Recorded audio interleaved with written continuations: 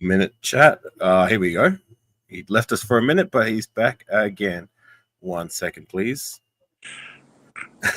A little bit of technical issues, but we're here now. So, Raider Nation YouTube, Afakasi Raider. Down below, you got your boy, the Nutty one, Nutty Raider Nate, for another edition of Wake Up Nation. As you like to say, Nutty Raider Nate, I'll leave you to say it. What's happening? What's happening? Indeed, indeed. And shout out to the people in the chat. You're looking very dodgy, if I might say so myself. Ready for a heist? Salute, fam. What's good, everybody? Chat, Afakasi. Hey, trying to have a little fun with this bullshit, you know what I mean? Right. And it's been a hell of a year, but I always try to have fun with it, so, you know. Well, it's times like this that really tests the mantle and weeds the fan base out, so to say. I mean, you know, you can't get any worse than being the worst team in the league. And Here we are. We're still here. I ain't going nowhere. Yeah. You know? Never, ever. What do we like to say? Win, lose, or tie, Raider Nation till I die. It's not just a saying, it's a way of life. Here we are at the bottom of the pits. And I ain't going nowhere. Yeah. I like the fight the guys are showing, though. The Falcons are not a very good team, but they're still in contention for the playoffs. And the way we gave them a little fight, even though our personnel ain't too subpar, whatever you call it, it's good to see some heart out there because it's not looking too good as far as talent wise. We're missing some key pieces all over the board. The injuries don't help. Injuries do not help. We got riddled with injuries this year. I'd like to see some change as far as the medical staff and training staff goes, and maybe the weightlifting staff. I've been saying that for a couple of years now, but hopefully we make that sort of change with Brady and the front office calling some shots. So we got to make some changes as far as health goes, and we got to get our strength up, get your weight up. Like my boy Afakasi in the gym hitting that shit. Yeah, we got to hit that shit. We can't be fucking around out here, fucking on podcasts and you know it's just our attention's in the wrong places. If you ask me, we gotta get back to the base. I mean, it's crazy saying that towards the end of the year. We gotta get back to the basics, get your weight up. You know what I mean? Get your strength up, all that good stuff. Yeah, it's for sure. And shout out to everybody in the chat. I see Ja. Nice to see you, my friend. Sam, Robert, and Jerry. Nice to see you guys in the feed, my friends. Hope all is well. I'll just read out Ja's comment here. So, salute Afakasi and Nate. Salute to you. Raiders stressing us out. I ain't going to let them make my neck worse. If I stand up, going to pop my neck. Muscle strength. Facts, my friend. The injuries suck, but you get to see potential for the young guys stepping in. I guess so. I mean, to your point, we are showing some fight. We're not giving up, but you know the season's already out of hand. Right now, we're playing for evaluation and possibly AP's job, and a lot of these other guys are playing for their jobs for next season. You know, giving auditions.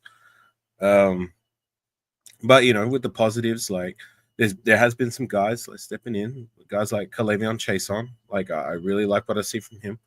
Sincere had a down game, but up until this week, I thought. The 3 games stretch he showed some promise. Who else am I looking at? I mean, you got your usual suspects in regards to the rookies, the drafted rookies like JPJ, DJ Glaze, and what looks to be all-pro Brock Bowers right from the jump. I mean, there are pieces there that we can build around. Just we got to come healthy and we got to get it right. It's going to start with the coaching decisions. Whether we retain Antonio Pierce or we go in another direction, who we're going to keep out of the rest of the coaching staff, and then how we attack free agency and then the draft. So it's going to be a very busy offseason to say the least, but one step at a time, right? Yeah. One of the guys that steps out to me, he's been salute to you, we the people. He's been a gold star. He's been a highlight of the season so far. Adam Butler, he's out right. there. He's just a man amongst boys in the trenches. He's just a mammoth, just aggressive, violent, all those things that Pierce was preaching about. He's probably the only one that got the memo. We got a few other guys, but Adam Butler, I'm really gonna give him all the praise I can because he really is a hell of a pickup a couple years ago. Right, he's only been with us 2 years, and I keep saying it. The production we're getting out of him is what we've been expecting from all these guys we brought in the door, predominantly draft picks, and none of them have even produced to be a decent rotational guy. Not one of our draft picks. A lot of them, most of them are off our roster. I believe the only one left is Matthew Butler, which we will talk about later. But like Adam Butler, a guy who him and Jenkins were two guys we brought in the door with no fanfare. Nobody was talking about him. I believe, Nate, you did last offseason talk about Adam Butler a little bit and Jenkins.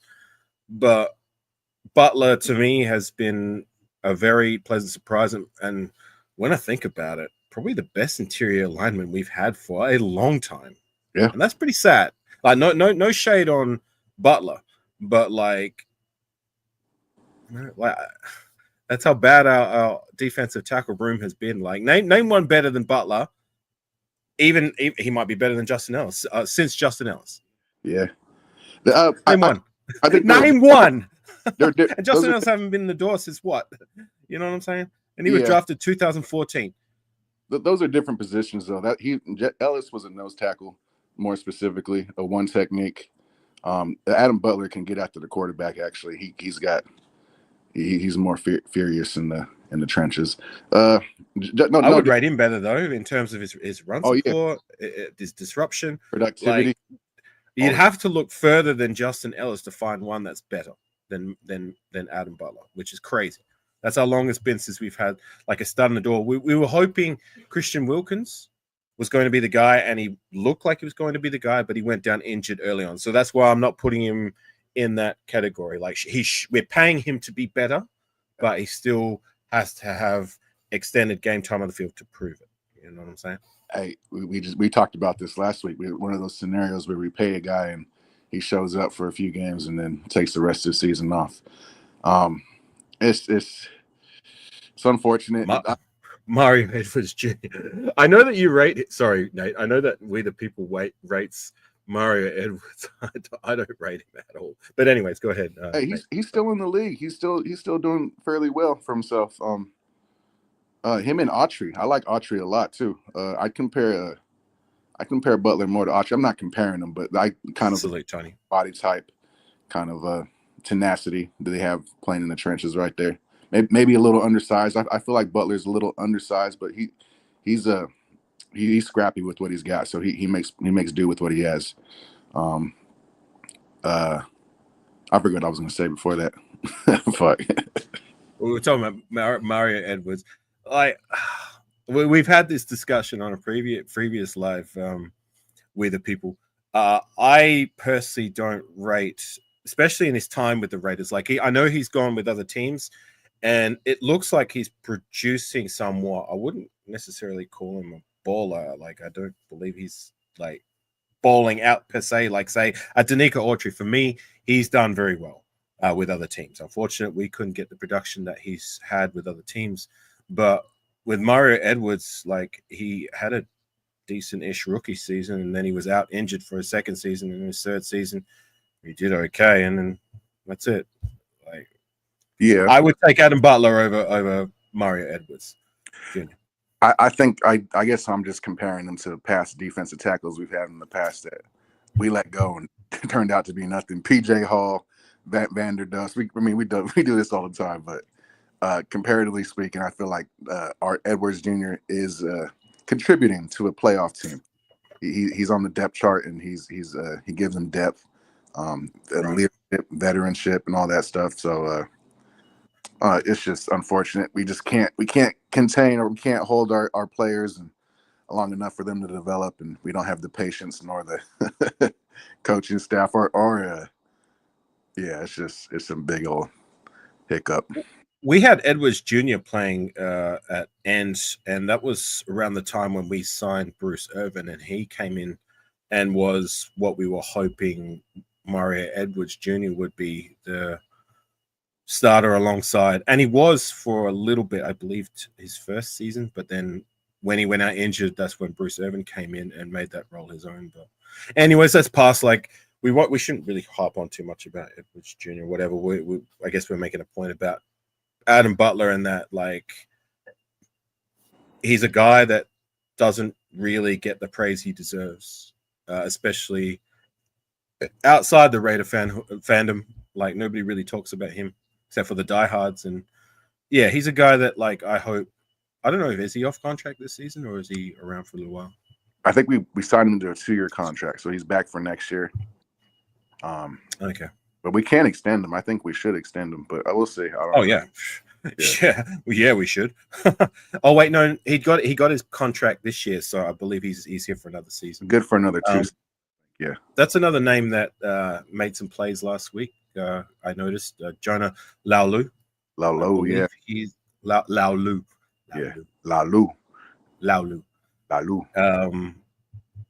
I believe he's Tongan or Hawaiian. He's Islander, but yeah, he's the guy we released, I think, Byron Young for in the offseason.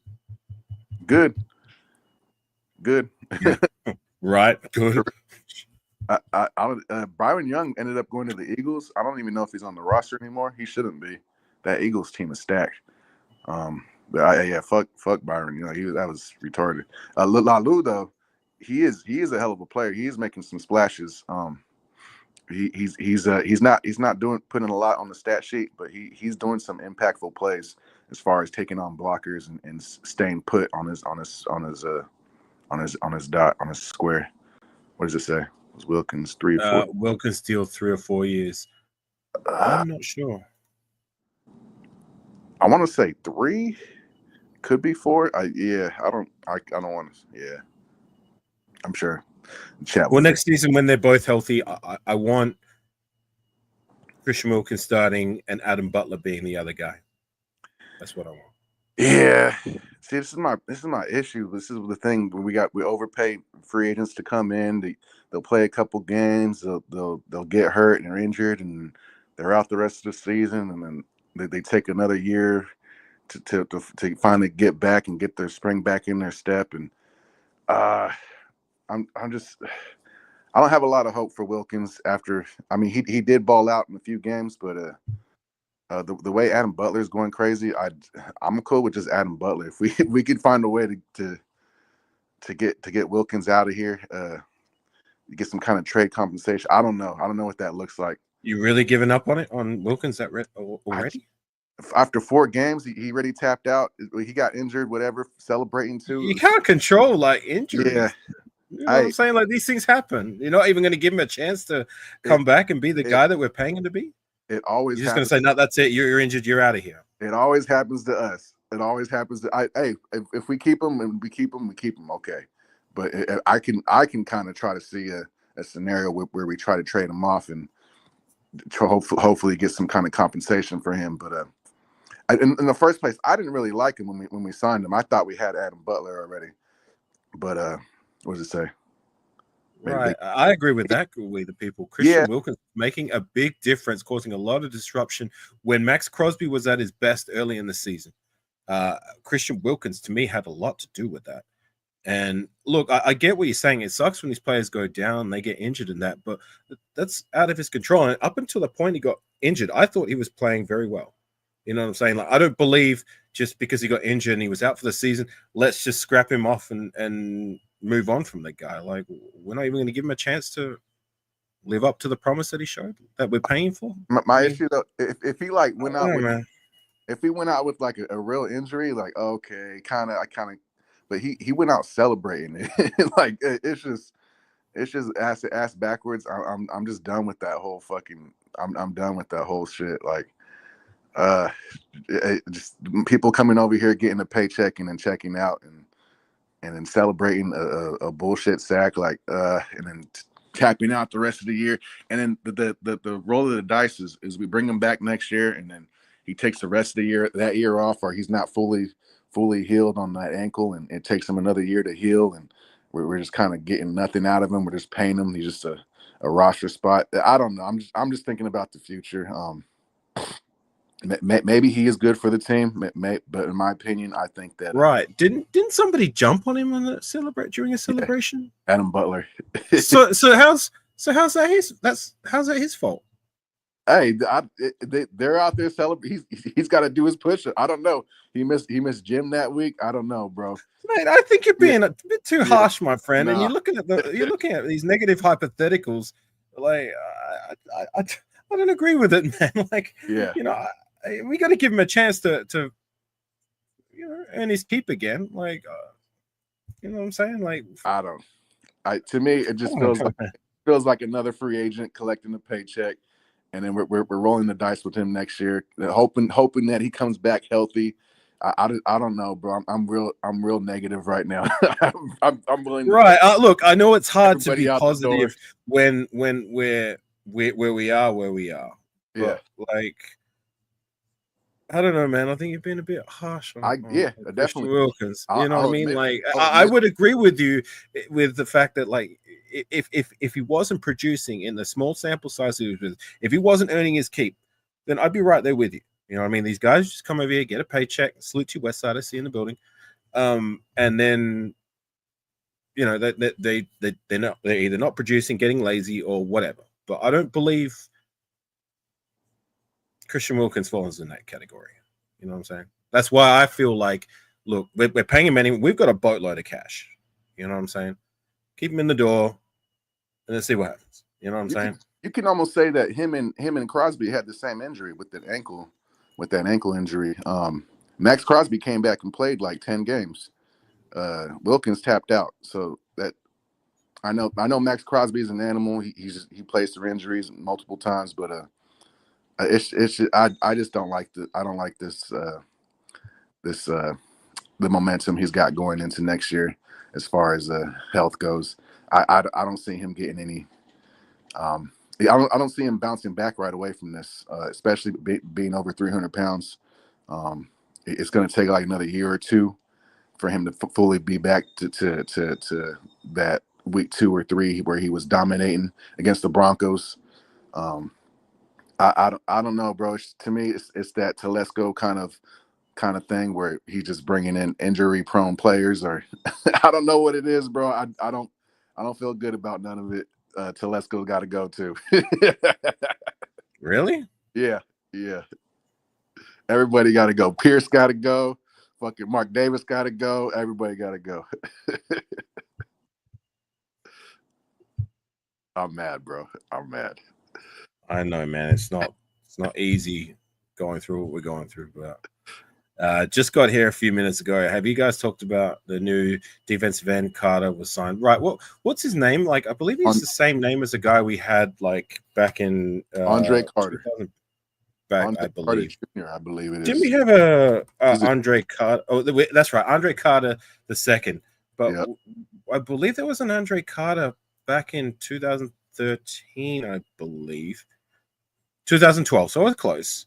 It was a former first round. I don't suppose they're related, are they? Because they're both defensive ends. I don't know. Maybe not. But yeah, I heard about that. We signed Andre Carter II. Where did he come from? The Panthers. I think he's an Army guy who was an undrafted free agent. Yes, so he's an outside linebacker / defensive end? Or is he just a defensive end? Whatever. He's a pass rusher. So I did hear about that. So I don't know too much else about him. He was with the Minnesota Vikings. So yeah, and I agree with that. Like, I think you're being a tad harsh on Telesco. I thought he did a good job with the draft at the very least. So yeah. JPJ, I love JPJ. That was my pick of the draft. But he is injury prone. We got him when we drafted him. He was already injured. It took him like 3 or 4 weeks to even get acclimated to the team. And yeah, I don't know. Brock Bowers, he was also injured. He came into the draft injured. That's why he dropped so far. He missed the combine for some kind of hamstring issues, which I have PTSD with hamstring issues from the last superstar tight end we had. And then Glaze is good. I like his effort. I like what he's showing so far. He got his ass handed to him the last game, but he's showing a lot more effort as far as like Brandon Parker goes and the other tackles we brought into the building. I think he's better than all those guys, but right. It's also not saying too much because those guys aren't even in the league anymore. So maybe Glaze is serviceable. But he's still a rookie and he's got some more work to do. But yeah, I'm ready to throw them all in the garbage, throw them all in the bathroom. Gee, hey, 10-game losers, bro. Look, I know, man. But unacceptable, bro. It's not acceptable. But I mean, the few positives that we have, you're shitting on them. Like, I mean, Brock Bowers is producing at an all-pro level. We got a starting center for now and for the future that has hints of greatness already, despite his aggression, which hopefully he learns to control a little bit. But like, I'm seeing highlights of this guy literally throwing people across the screen like WWF styles. I ain't never seen that shit before from a rookie. And DJ Glaze, a guy nobody expected to amount to anything in his rookie season. Like, this is a guy we expected to develop into a rotational guy at best down the line, and he's already starting. And he's not just starting like, I wouldn't even call him like an average or a halfway decent. I think he's a good starter. You know what I'm saying? Like, something that we haven't had at the right tackle position for the longest time, and to get that from a rookie right from the jump, from a third round guy that we weren't expecting nada from, to me, that's a big win. Like, what's his name? The fourth round guy, DeCam Richardson. Like, I see potential in him, although there's a lot of work that needs to be done. And he does get cooked from time to time. I at least notice hustle and effort, and the things that I feel like he can work on can be coached. The rest of the guys, we're gonna have to wait and see. Like, these are developmental guys, like rounds 5 to 7. You know what I mean? And if they don't amount to nothing, whatever. Like, I'm happy with what the production we're getting from the top end of the draft. But for me, that's a big win. You know what I'm saying? Like, and I think it's going to be exciting if we can get that kind of draft production. Afakasi. Can you hear me? We lost 10 straight, bro. I know that. I know. But we got to look towards to the future. Like, I know that. But remember 2014, we were in the same position, right? We lost 10 straight. You know what I'm saying? And look how a lot of those that turned out to be one of the best draft classes we've ever had. You know what I'm saying? And we did get to the point where we were in playoff contention, and we should have gone and done a lot of things in the playoffs, but we didn't because of what said circumstance. But that's history. You know what I'm saying? Like, I know, look, it's hard to look for the positives, but I'm just negative. I'm negative. Fuck today. I'm mad as fuck. I was expecting. I know, man. I know. He's choosing violence today. Yeah, I was expecting to lose that Falcons game for sure, or before the season even started, when the schedule came out. We kind of struggled with the Falcons for years, since I think 2000. The stat was we haven't beaten the Falcons. We lost to them like 9 times straight in a row now, I think it was. Right. We came close in 2016, but we lost. L. Yeah, I bro, I don't know, bro. I'm ready, bro. I'm done. I'm done. As much as I'm gonna miss football in the off season, like, this is a fucking nightmare. Like, I'm not happy. I am happy with the effort the players are showing, but the strategically, the front office, the way they're strategically losing these games, I just can't. And then for people to say, "Oh, we're not tanking," yeah, the players are tanking. They're playing their ass off because they got something to play for. This front office, they have another plan. They have some other stuff, another agenda. So it's to me, they're tanking, bro. Now, you can sugarcoat it however these content creators want to do it, however they want to bullshit you. And no disrespect to none of them, but I don't buy none of it, and I'm fucking irritated and frustrated. So yeah. Yeah, you are. And I don't blame you. I get it. My stance on the whole tanking situation is that like I might be one of those content creators you're talking about, for reason being that Antonio Pierce, his job is not secure. You know what I'm saying? Like Mark Davis has said, he's going to be under evaluation, so he's going to have to coach his best in order to keep his job.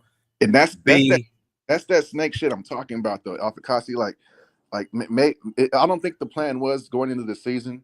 I don't think the plan was to go in and tank. I think they wanted to win as many games as they could and let it play out, however it played out. But I think the plan B was, all right, go ahead and let these guys lose as many games as possible. Try to get a high draft pick and get Shedeur Sanders, and whether AP stayed around long enough as far as the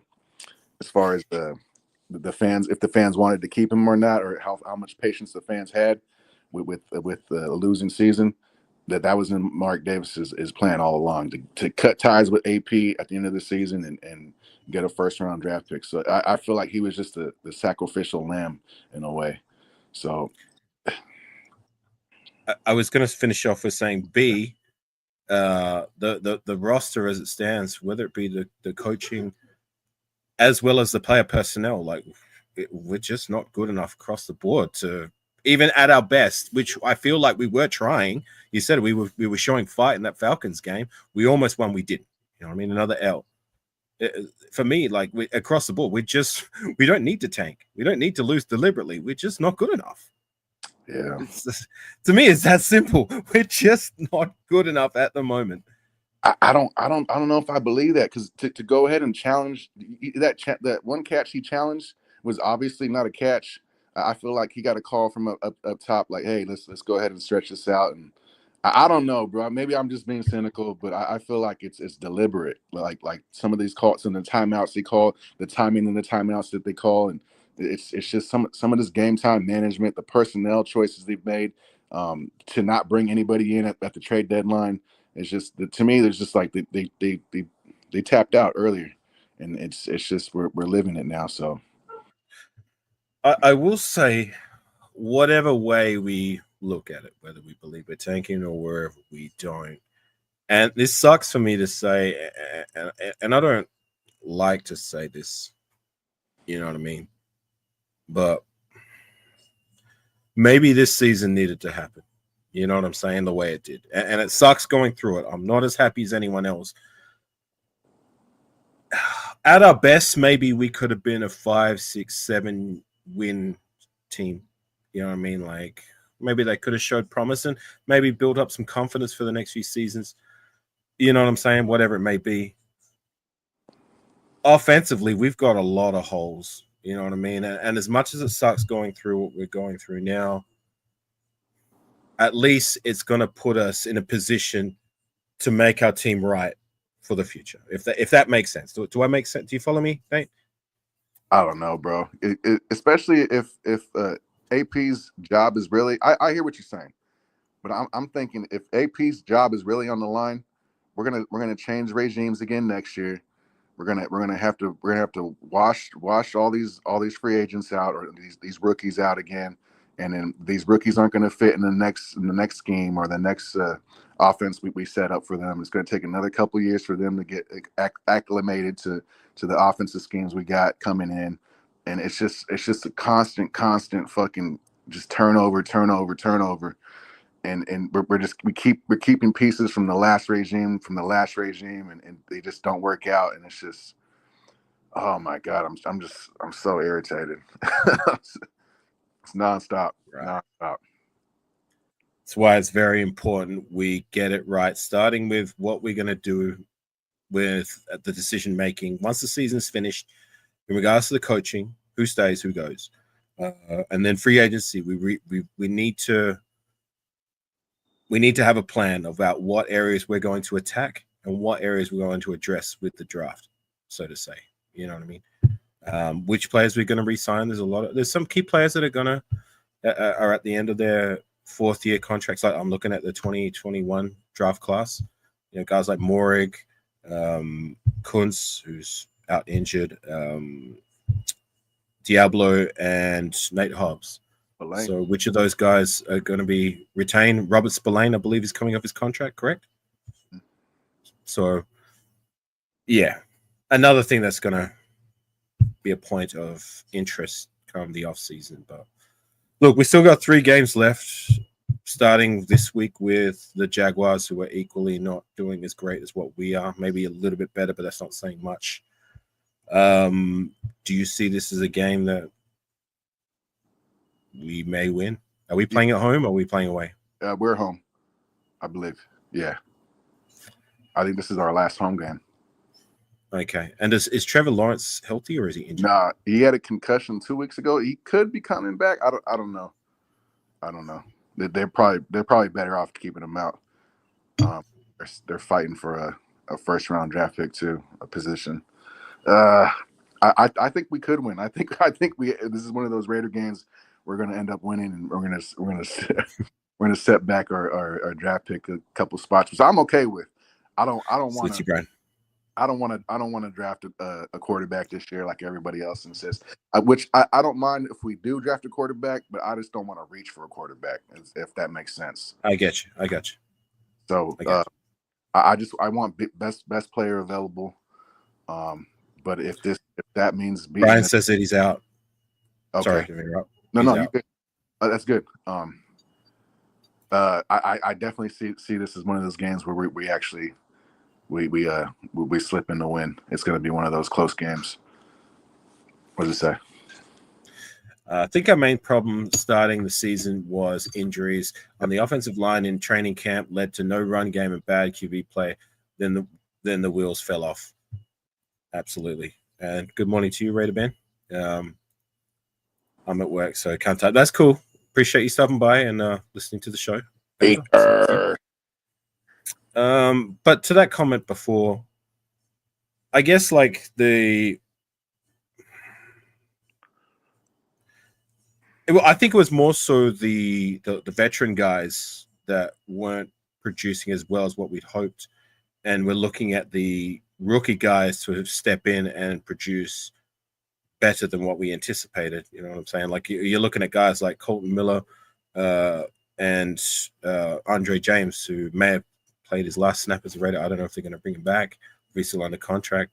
And then you're looking at these other veteran guys who did absolutely shithouse with Cody Whitehair and Andres Pete. You know what I'm saying? Like I don't want to see those guys as Raiders again after this season.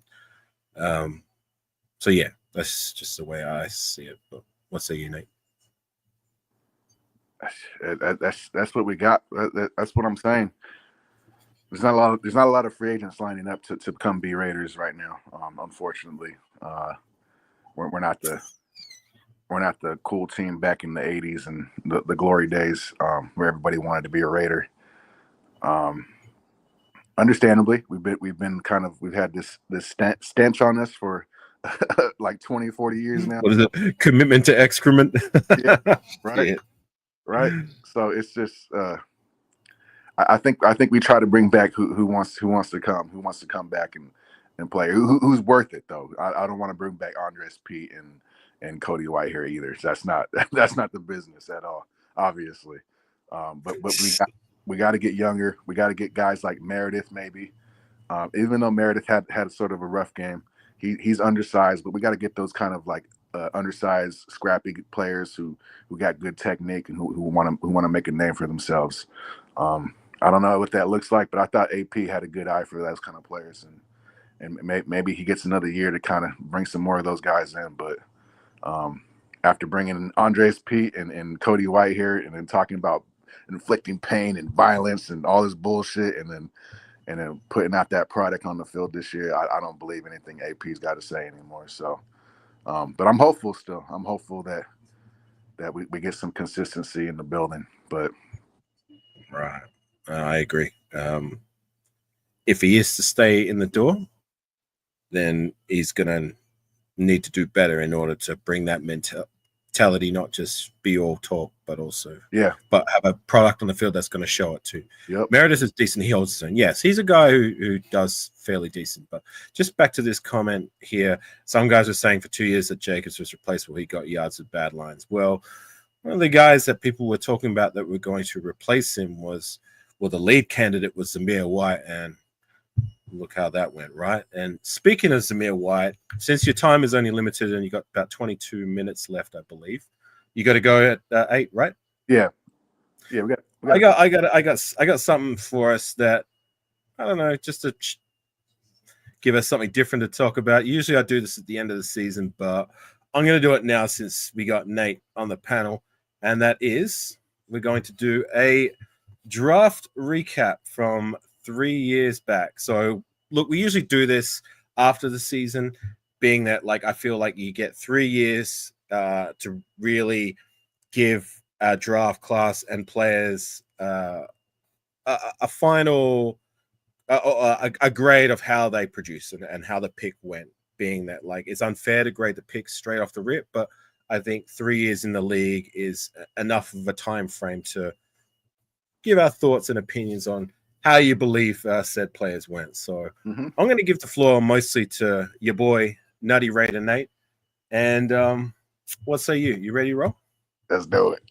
Let's go. All right, let's do it. Let's do something that might bring some cheer and some fun, right? Yeah. So with our third round pick, 90 overall, we selected guard Dylan Parham, a guy who's been grading out fairly well from the stat sheet on the PFF in terms of his run blocking this season. But from the eye test, I don't know, man. Like, he's been all right, but apparently he's been doing okay. And that's been how it's been since he's been on our roster. A guy who's been starting for the most part since he's been in the door. But what say you about Dylan Parham? Oh man, you're not a fan, are you? Yeah, when we drafted him, I was upset. I thought he was too undersized. I thought he was kind of a smaller dude. I thought maybe he might have some more success at center. He could kind of get away with being a kind of a smaller dude, but he did have technique. He does have good technique, good footwork, and all that. Good hand play. Here we go. His issue though is he is undersized, and if the other teams watch film, they pick up on that right away. And the best way to beat a smaller guy is just right through him, and you see that a lot. Him just getting tossed back in the backfield. But if I'm grading him, I like his versatility. I like that he can play both sides, both guard positions. He did play tackle in college, but I do think he is a better center. If we could find a way to maybe keep him on the roster for cheap, we do. But as far as a grade goes, oh man, I'm gonna have to say C-. C-. Yeah, I was hoping he would put on some size, put on some more weight, and get bigger naturally as he got older, and put some more off-season programs into place as far as weight training and all that stuff. It really hasn't worked out in his favor. I think he's one of the smaller offensive linemen in the league as far as weight goes. I think he's like 280 or something, and that's as far as a starting guard in the league, that you got to get bigger than that. So I don't know. I don't want to just keep him just for the sakes of keeping him. But if you wouldn't say where we drafted him would, being that we got him in round 3, would give it. I mean, that's the other thing to take into consideration, Nate, is not just what they're doing, but where we picked them. Yeah. No. And the value that we got out of him.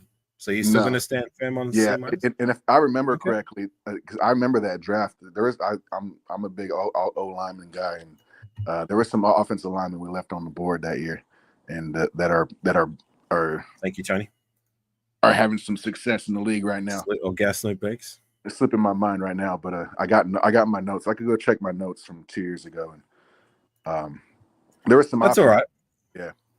But yeah, but you're going to stand firm on C-? I'll give him C-. I kind of want to. I don't want to give him a D because I feel like that's kind of a cop out. But ooh, that's harsh, man. Yeah, I'm 3-year starter who grades well in third round. But Afakasi, we suck at that position for 3 years, bro. He's been getting tossed back. He's I'm getting too excited. I'm stumbling over my words.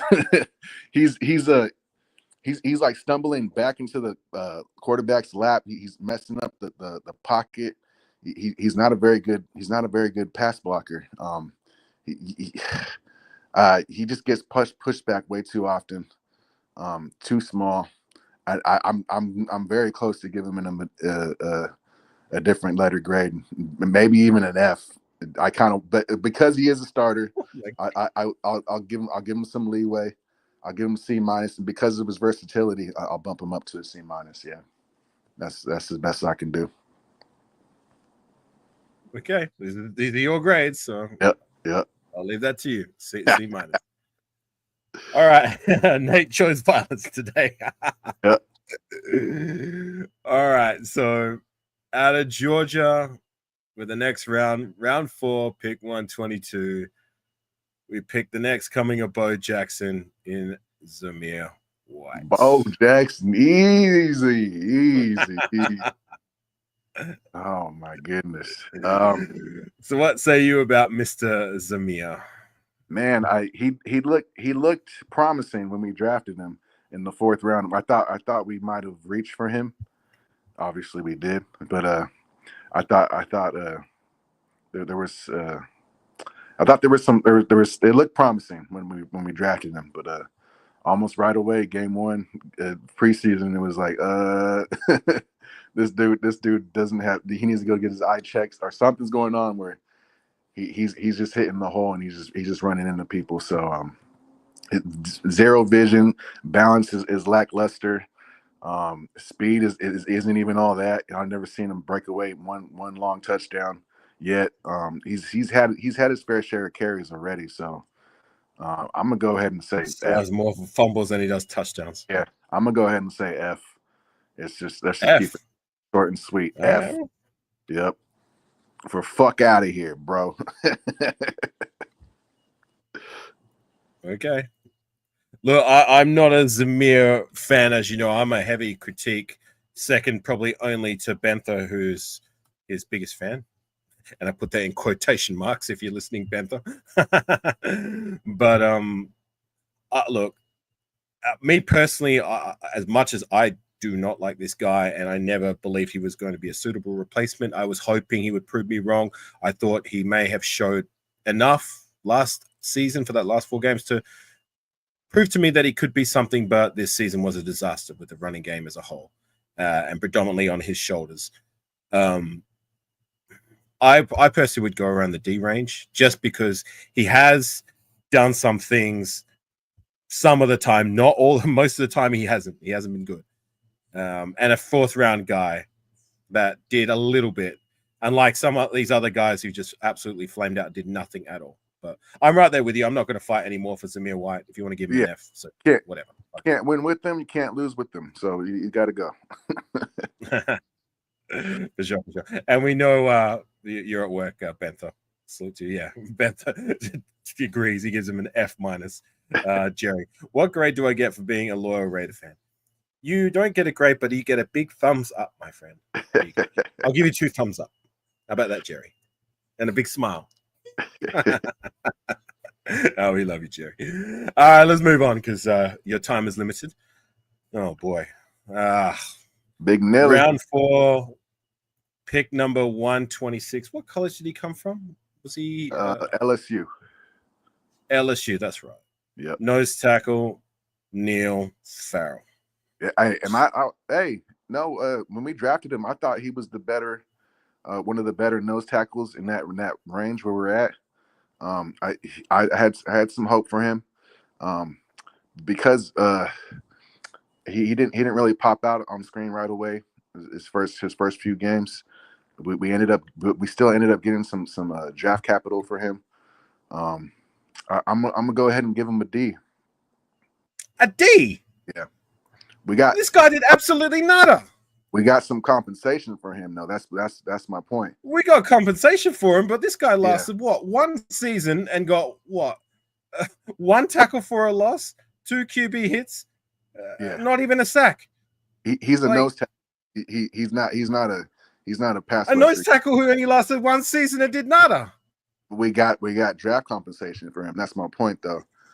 Yeah, we got draft compensation, but we don't grade on what trade value we get for players. We're grading on like what they produce for the pick that we spent to give them. He produced a draft. He produced a draft pick for us. That's my point is maybe he didn't work out with us, but he did end up going on to win a Super Bowl. I don't care. Like these grades, I'm going to stress one last time, and if you want to give him a D, then I'll leave it to you. We're grading not on the player, the pick, where and what production they gave for the selection that we used to pick them with. And I just want to stress once again, this guy did next to nothing for us and only lasted one season. But he got us a draft pick. I don't. Yeah, I get that's. I got to add that in there. I mean, right, what do you want to give? Unlike what's his name? Jada, forget his name. 99, where we got nothing for him. We just ended up cutting. Nesta Silvera. Yeah, and that's who they were really trying to trade for. I think it was the Chiefs. Yeah, the Chiefs wanted Nesta Jade Silvera, and we said no. And we gave him Neil Farrell instead.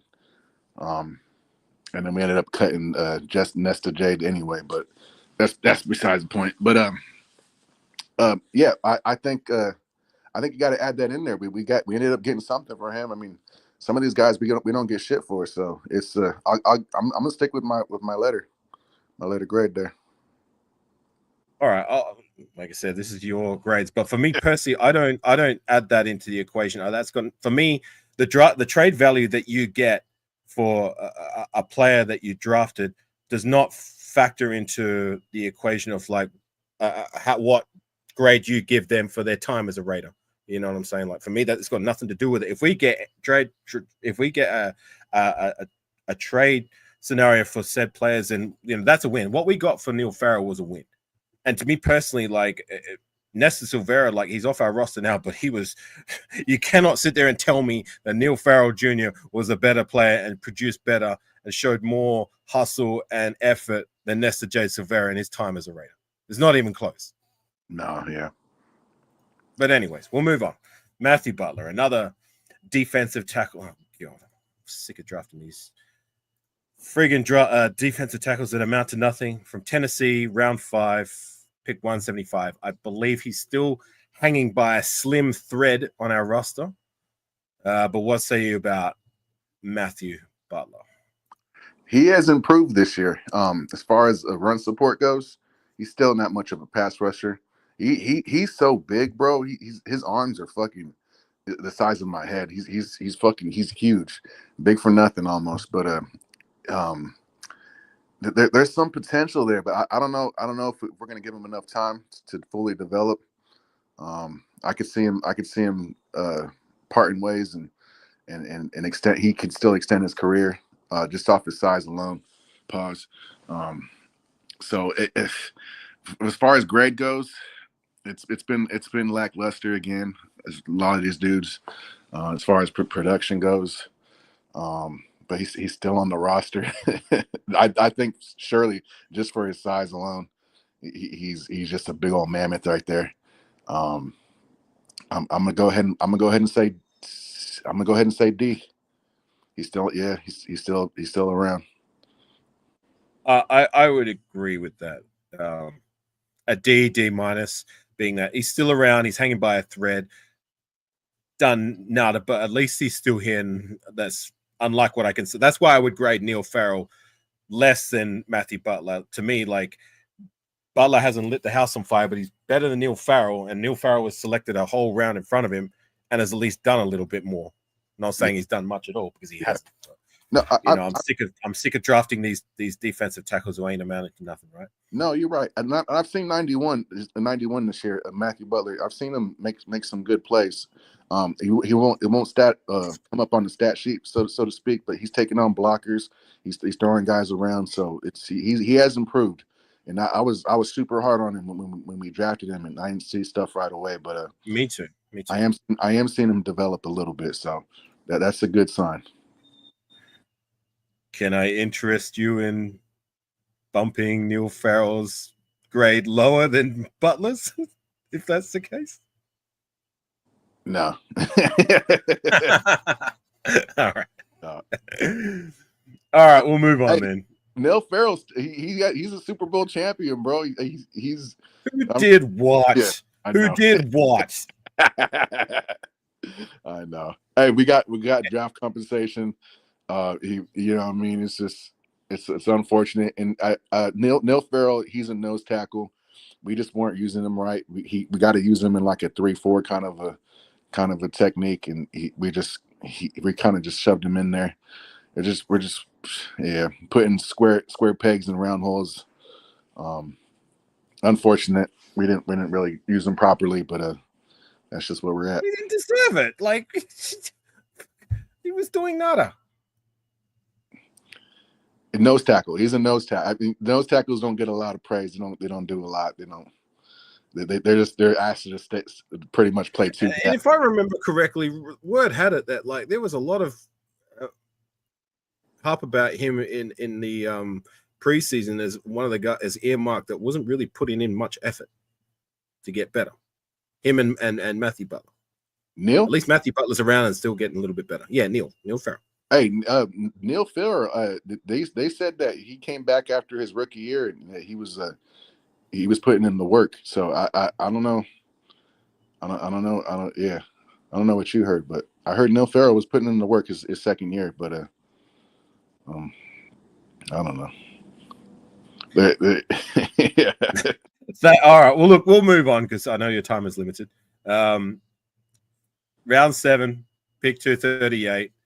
Ohio State was slated to be a guard, but we took him as an offensive tackle. Thayer Munford. Yep. See you. Considering the value there, the 7th round pick, you got to give him a C, a high grade C, maybe C plus. Considering, C+? I can dig that. He's helped the team in some times of need, and he's fit in admirably. Did I say that right? Admirably. I don't know if I said that. Okay. You haven't botched any of the anything yet, Nutty Nate. This is the first live. We're going to make it all the way through. You're going to make it. Don't jinx you. I'm kidding. Yeah, Thayer Munford, C plus. He's versatile. He's got size on him. He's a little soft for me. He's a little too soft, but as far as dealing with injuries this year, he had like a thumb injury and then another hand injury later on in the season.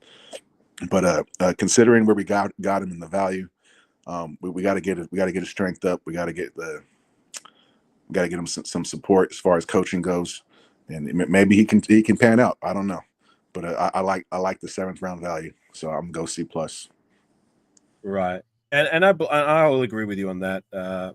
C plus. I would have bumped him up into that B range if he'd have made that right tackle his own, like I thought he was at the start of the season. But lucky for us, like DJ Glaze, like I didn't think Thayer Munford was that bad. He wasn't doing great, but he wasn't too bad at the start of the season. He had a game where he was decent, then he had a game where he had an off game, but then I think he got injured and he got replaced by Glaze, and Glaze has made that position his own. So we're good there. But that still doesn't take away. Look, he's a round 7 guy. How many of our round 7 guys in yesteryears, they don't even make it past preseason, let alone become amount to anything? They usually languish on the practice squad like these, like Neil Farrell and Matthew Butler, or don't do nada for us. And to get, at the very least, a competent rotational tackle, that to me is a big win as a 7th rounder. So almost enough to bump it. For me, might go on that B minus C plus range, but a win for getting that value in the 7th round. But we'll move on with our last pick of the draft, round 7, pick 250 out of UCLA, Britton Brown. F. There's just not much there. He looked promising that preseason, his rookie preseason, but it's nothing since. And very unfortunate. he never took a regular season snap, I believe, as a Raider. Yeah. I thought he outshined Zamir White in his first preseason, and then come year 2, he missed a golden opportunity to leapfrog Zamir White and make that number 2 role his own, because Zamir White wasn't getting it done. Neither was Sincere McCormick. Britton Brown went out to injury. He came back this year. By then, like, his, I guess, fanfare had kind of died out, and he was just a forgotten man. I saw little flashes of him in the preseason, but not enough. And I think he's on the Seahawks team now, either on their practice squad or whatever. But in terms of what he did for us, very unfortunate. I was hopeful he'd get a chance, but he never did. So yeah, if you haven't done anything, you've been on our roster for 7 years, 3 years, well, 2 seasons and 1 month preseason, then yeah, whatever. And it's unfortunate. It's another Raider predicament we got in, because we picked him with like the 230 something pick, and then like 2 picks later, the Kansas City Chiefs ended up picking Seahawks. I got you. Isaiah Pacheco. Pacheco is a running back for the Chiefs right now. He's balling out. So we had a chance at that players like that, and we went with Britton Brown. Something to add into the equation. Well, look, just before we get on out of here, the undrafted free agency class, I wanted you to give a grade for that as a whole, and I'll read out some names with the classes that we got. We got Cole Fotheringham, a tight end, I don't believe he's on our roster. I think we just waived him on the 17th of December. A guy who languished on the practice squad. So it shows some flashes in preseason, but never really cracked the main roster. Luke Masterson, he's my guy, a depth guy, a competent depth guy, and a decent special team. At least he's done some things when he's been called upon. As a starter, I don't like him as much, but as a rotational guy and a special teamer, I think he does well in that regard. Sincere McCormick is another name. Running back. We kept him around for 3 seasons now. He finally he got his chance, and he put it together. He was able to put a string of games together and prove that he is somewhat competent. A guy I criticized heavily, but at least he showed some things when his number was called. Who else did we get? Isaiah Polamalu was another one. A safety who's proven to be he's all right. A decent safety starter as well. So, I wouldn't call him like a very good one, but he's good enough. For an undrafted free agent, that's a win. So yeah, starting safety out of where did he come from? USC, and a guy that I know you liked, and he's been a forgotten man this season, but I believe he's still on our roster, and that's cornerback Sam Webb. So being that we got what, like 1, 2, 3 depth guys and a starter from that undrafted free agent class that is still on our roster. What say you? What grade would you give the UDFA class as a whole? It was decent. I think Polamalu is the superstar of that class. Right. Hands down. Another name, Darian Butler, but he didn't really do much in the regular season. He was a preseason hero. But anyways, he was another name I thought I'd throw out there. That was AP's guy. He coached him in college. So I thought for sure that was kind of like some nepotism stuff there, because he was trash. Butler was terrible. Man,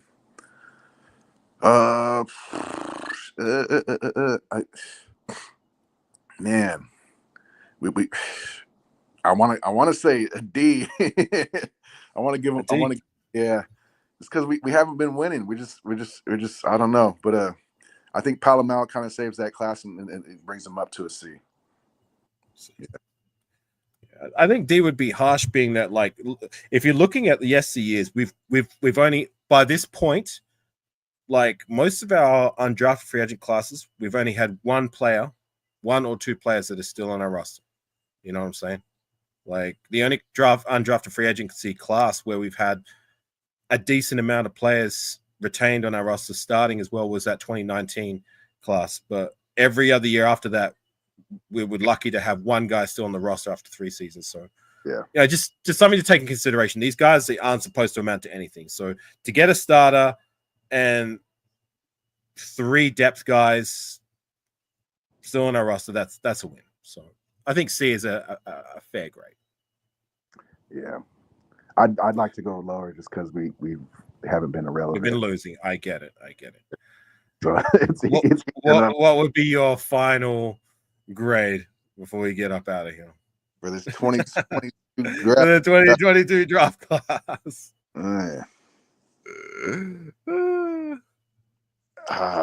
What's the average for? I'm looking at a D. You're looking at a D. Yeah, that's the average I'm looking at. But what would your gut tell you? D. D? All right. Yeah. D. Just real quickly with you said about the nepotism with Darian Butler. Darian Butler came in the door 2022. So I believe that was before AP was here. No, I think he came in with he was right. I want to say okay, no, maybe not. I think maybe he was brought in the door here, but remember Darian Butler was the first player to be cut in the offseason before preseason. So and they brought him back right away. They did that with him a lot actually that season. No, but I'm talking about this offseason. Oh, we just cut him, cut bait. I believe he was the first player to be cut in the offseason before preseason. So just because he went to the same college, it doesn't mean you get a pass, right? But no, his rookie year, they cut him and brought him back like 3 or 4 times throughout that season, just because nobody was going to check for him anyway. But I think we brought him on when AP was the linebacker coach still before all the shit happened. And I think this was Josh McDaniel's first draft class. Tony, sorry, continue. Oh yeah, I think there was some nepotism there as far as keeping him around for as long as they did. They thought AP can try to get the most out of him, but I think they finally realized he was undersized too. He's like maybe 5'10", maybe shorter than that.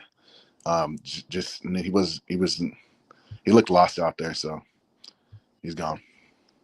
He's gone. Are we going to hop on any more about him? Oh, really? Yeah. Whatever. Yeah, fuck him. Yeah. All right, Nate. Well, I appreciate your insight and input. There's the final grades there. If anybody wants to comment down below what you think and if you think it would be different, I agree for the most part with most of those. I guess my only difference being that I would grade Parham a little higher. I believe he belongs in that C+, B- range, being that he's a guy we brought in round 3 who's been starting and a decent starter at that. Zamir White, as much as I do not like the production that he's given us, I would just bump him slightly to that D- range, being that, look, he did some things, but still not good enough. That's not really saying much. I would bump Neil Farrell down lower than Matthew Butler. I would almost give him an F. You know what I'm saying? I probably would give him an F, being that at least Matthew Butler's still here, and now Neil Farrell lasted, 1 season and did nada. Thayer Mumford, I agree for the most part. Britton Brown, unfortunate. You can't go more than an F for a D-, being that he didn't take a regular season snap, even though he was here for 2.5 seasons, or 2 seasons and 1 off season. Undrafted free agents, I would go slightly higher, maybe a C+, being that, we got some guys that are still here in the door. And like I said, with the UDFAs, you don't really expect much of anything out of them. So to get that amount of production from what we got, I'll take that as a win, so to say. But your final grade, I'm right there with you. See, a wash. And this is the kind of draft classes that set an organization back, and then we pay for it. And maybe adding to the equation of our struggles this season. You know what I'm saying? So, yeah. But I appreciate you, Nate. Is there anything else you want to share before we get on out of here? No, I appreciate you guys as always, chat. Afakasi, it's always fun. My final grade is D for disappointing, to say the least. Right. So, I don't mean to ruffle any feathers out there in Raider Nation. I'm just feeling how I'm feeling, but you ain't gonna tell me how to fucking Raider, first of all. I'm just kidding. I'm kidding, but I'm You talking to me? No, not you. I'm just saying. I'm like, whoa. I'm saying in general. Chill. Yeah. Chill, dog. Oh yeah, just I'm kidding, but I'm fed up. I'm fed up, guys. We gotta get better. I don't know what that looks like. I don't know if that means keeping AP or not, but it is what it is. It looks like we're just playing for that draft position now. So, yep. And I agree with that, Tony. I I don't agree. want to see Zamir White take another snap. But thanks for coming on and sharing your thoughts and takes. Look, I know it's been rough, and it's rough for all of us, but we're still here. And I agree with Tony.